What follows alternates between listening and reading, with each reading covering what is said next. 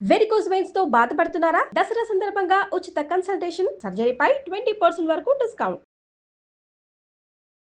నమస్తే అమ్మా. నమస్తే తల్లి. ఇక ఆఖరి రోజుకి రాని వచ్చేసాం. దసరా ధూమ్ ధమాకా. సో మరి ఈ రోజు ప్రాముఖ్యత, ఈ దసరా రోజు చేయాల్సినవి, చేయకూడనివి, ఖచ్చితంగా చేయాల్సిన పనులు. ఓకే, తప్పనిసరిగా 9 రోజులు కష్టపడి యుద్ధం చేసి గెలిచి విజయ పతాకాన్ని ఎగరేసుకుని ఆ విజయ పతాకం ఎగరేసి ఆనందం పొందేటటువంటి రోజు విజయదశమి. దశమి 10వ రోజు. 9 రోజులు యుద్ధం అయిపోయింది. ఇవాళ వచ్చినటువంటి విజయాన్ని మనం వేడుకగా చేసుకుంటున్నాం, సంబరం చేసుకుంటున్నాం, సెలబ్రేట్ చేసుకుంటున్నాం అన్నమాట.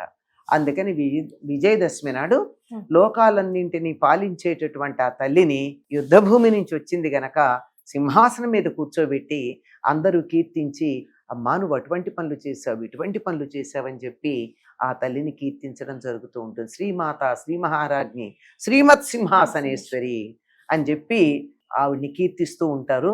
ఆవిడ అంబా శాంభవి చంద్రమౌళిరబలాపర్ణ ఉమా పార్వతి కాళీ హైమవతి శివాత్రినయని కాచాయని భైరవి సావిత్రీ నవయవ్వనా శుభకరి సామ్రాజ్యలక్ష్మీ ప్రదా చిద్రూపీ పరదేవత భగవతి శ్రీరాజరాజేశ్వరి. అమ్మవారు రాజరాజేశ్వరి. రాజులందరికీ రాజుల మీద ఆధిపత్యం కలిగింది. రాజు అంటే పరిపాలకుడు, రాజరాజు అంటే పరిపాలకులందరి మీద పెత్తనం కలిగిన వాడు, చక్రవర్తి లాంటి వాడు. అటువంటి వాళ్ళకి అధిష్టాత్రి అయినటువంటిది, అటువంటి వారి మీద పెత్తనం కలిగినటువంటిది రాజరాజేశ్వరి. ప్రపంచాన్నంతా ముల్లోకాలు కాదు 14 లోకాలని పరిపాలించేటటువంటి తల్లి. శుభప్రదమైనటువంటి సింహాసనం మీద కూర్చునేటటువంటిది.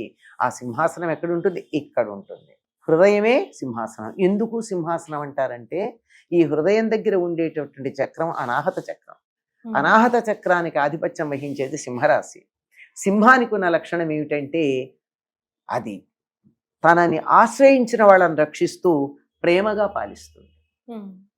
అందుకని జంతువుల్లో సింహాన్ని రాజుగా చెప్పారు.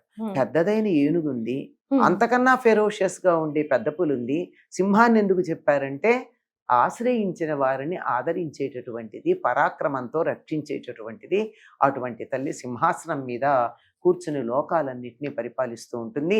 ఆవిడ అలా ఆనందంగా నవ్వుతూ చిద్విలాసంగా కూర్చుని ఉంటే వసిన్యాది వాగ్దేవతలు వాళ్ళందరూ ఆవిడని కీర్తించిందే మనకు లలితా రహస్య నామ సహస్రంగా లోకంలో వ్యాప్తి చెందింది. అమ్మా నువ్వు అది చేసావు, ఇది చేసావు, అంతటి దానివి, ఇంతటి దానివి అని కీర్తించింది. ఎప్పుడైనా అంతే కదండి, ఒక విజయం పొందితే దాన్ని గుర్తు చేసుకుంటూ చాలా ఆనందంగా దాని గురించి చెప్పుకుంటూ ఉంటాం. అలా చెప్పుకుంటూ ఉండేటటువంటిది. ఇదంతా అయిన తర్వాత ఈ రోజు ఏం చేస్తామంటే సర్వోదన ప్రియత చిత్తాన్ని రకాలైనటువంటి ఆహారాలు ఇవాళ వండుతాం. పూర్తయింది అనడానికి సంకేతంగా ఈరోజు పూర్ణం బూరెలు వండుతారు. పూర్ణాలు పూర్తి అయినటువంటిది, పరిపూర్ణమైంది అనడానికి సంకేతం. గుండ్రగా చక్కగా భూగోళంలాగా ఉంటాయి అటువంటివి. అలా అదే ఉండి ఇంకా రకరకాల పిండి వంటలు ఈ రోజు అంతా చేసుకుని చాలా ఆనందంగా కాలాన్ని గడిపేయడం ఉంటుంది. ఈ రోజున చేసేటటువంటి ఒకానొక ప్రధానమైనటువంటి విషయం ఏమిటంటే విజయ నక్షత్రం అనేది ఒకటి ఉంటుంది. ఆ నక్షత్రాన్ని దర్శిస్తారు. అది విజయదశమి అని అది ఉన్నప్పుడు మాత్రమే విజయదశమిగా చెప్తారు. మధ్యాహ్నాలు ఆ నక్షత్రాల్లో ఒకదానికి ఆ పేరు ఉంటుంది. అది అందుకని అదవుతుంది.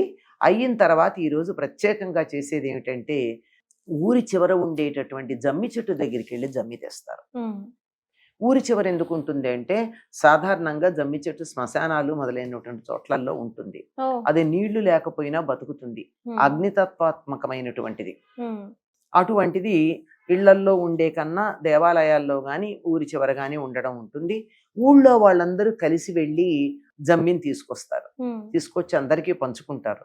ఇక్కడ చేసేది ఏమిటంటే ప్రధానంగా జమ్మిని తీసుకొచ్చి తెలంగాణ ప్రాంతం అంతా బంగారం వెండి అని చెప్ప ఒకళ్ళొకొకళ్ళి అభినందించుకుంటూ శుభాకాంక్షలు చెప్పుకుంటూ ఇవ్వడం ఒకటి ఉంది.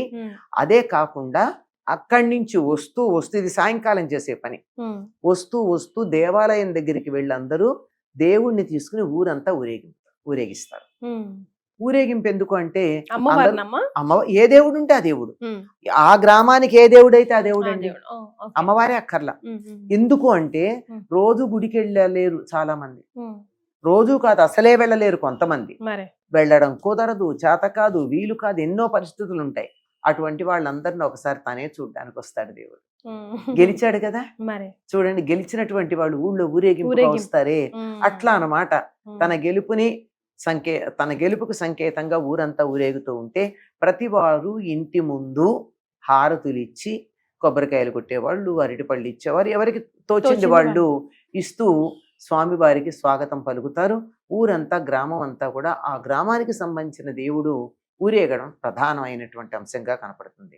ఇక్కడ తెలంగాణ ప్రాంతంలో మరొకటి ఉంది, పాలపిట్టను దర్శించుకోవాలి అని.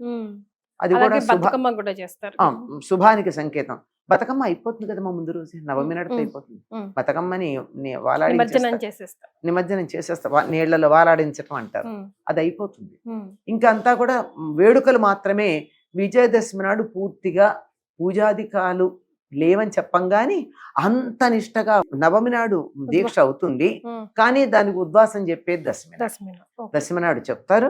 ఇది ప్రత్యేకంగా చెప్పేది ఎందుకంటే శమీ శమయతే పాపం శమీ శత్రు వినాశిని అర్జునస్య ధనుర్ధారి రామస్య ప్రియదర్శిని అని చెప్పి ఆ శమీ వృక్షానికి నమస్కారం చేసి ఆ జమ్మాకులు తెచ్చి అందరికీ పంచుకుంటారు.